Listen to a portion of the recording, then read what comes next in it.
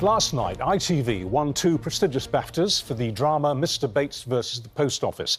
The series, of course, led to a widespread public outcry about the false convictions of sub-postmasters, with each episode being watched by more than a staggering 15 million viewers. Well, ahead of the historic BAFTA win, I sat down with Sir Alan Bates, the original Mr. Bates of the title, who speaks for the hundreds of sub-postmasters whose lives have been torn apart by the scandal.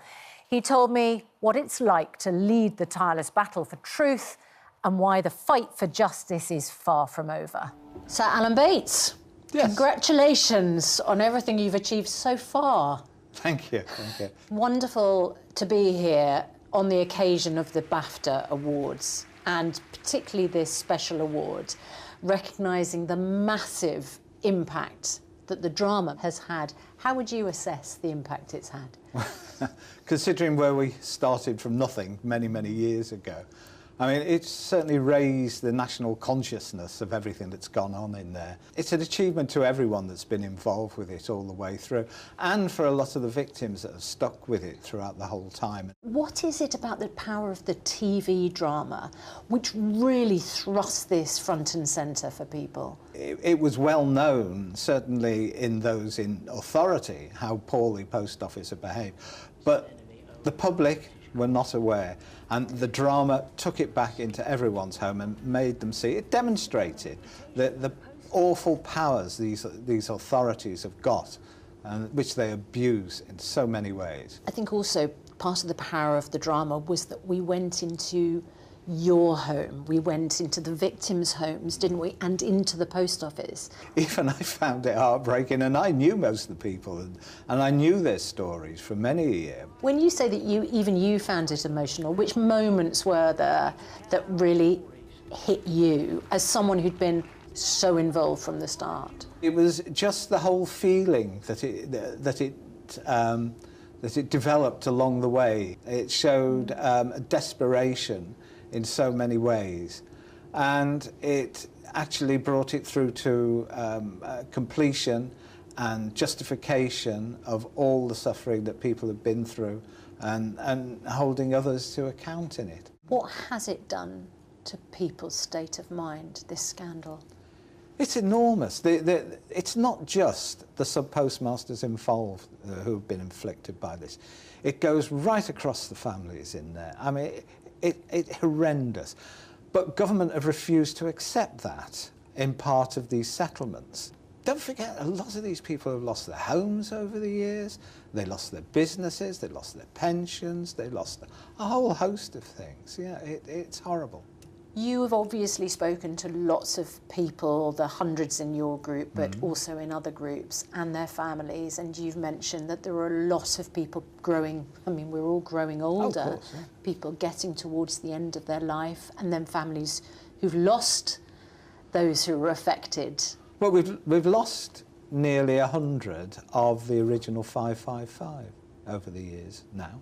People have died having been found guilty in the past, and then later on you've found that all their convictions have been overturned by the court, but they've never discovered that because they've died along the way. So they've gone to their death thinking they were guilty throughout the whole period.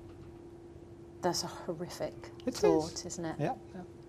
Do you think there are going to be prosecutions, and who should be prosecuted? Yes, there will be prosecutions. I have no doubts on it. I mean, my meeting with the Metropolitan Police was to find out whether they were going to go ahead and look into investigating what had gone on. If they hadn't, then we'd have started a campaign to bring forward private prosecutions, just like Post Office did over the years. Would you like to mention any particular names? No, I'm not going to. No, you can't draw me. It's not a personal thing? No, it's not a personal thing. This is about, you know, putting right wrongs. You started to notice problems, shortfalls that didn't exist in 2000. We are now in 2025, so that's 25 years later. You haven't accepted redress or compensation for what happened to you? I haven't accepted the offer that's been made at the moment. My solicitors wrote back to the department about 2 months ago with queries, and they haven't responded. But I've got to try and hold out, because what's right is right, and that's it.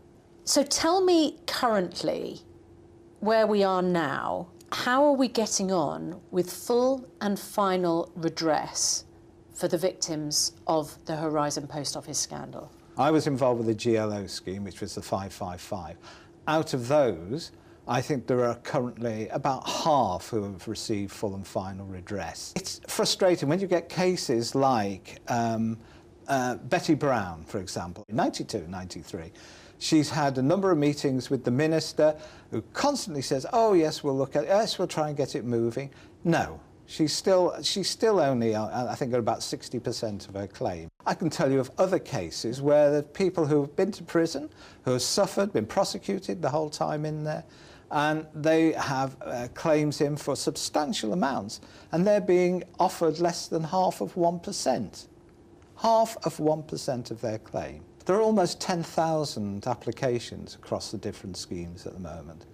So, I mean, it's a big problem, and someone needs to sort it out. You do not get to see what's going on inside these schemes. And this is why it has to be something transparent, open, and run by a third party, an independent arbitrator in dealing with all of this. Are you still asking for a deadline for all claims to be settled? I think we've gone beyond that now. I think there needs to be someone brought in to oversee the whole scheme. Some very senior person brought in and given real control to drive these cases through. Why are we having to go through all this? Why are they so determined to make people suffer again for day after day, time after time? They're living with this 7 days a week, 24 hours a day. They want to put it behind them. They want to move on with their lives. He's such a plain speaker, isn't he? Utterly compelling. I mean, you can't take issue with anything that he says, because he's just right. Yeah. Right. And if there's a follow-up, it should be called Sir Alan Bates versus the Post Office. The government disputes Sir Alan's claims, says 80% of postmasters in Sir Alan's group, the 555, as he calls them, have accepted full and final redress or been paid most of their offer. Plus, if postmasters are unhappy with their offer, a panel independent of government can decide on their cases.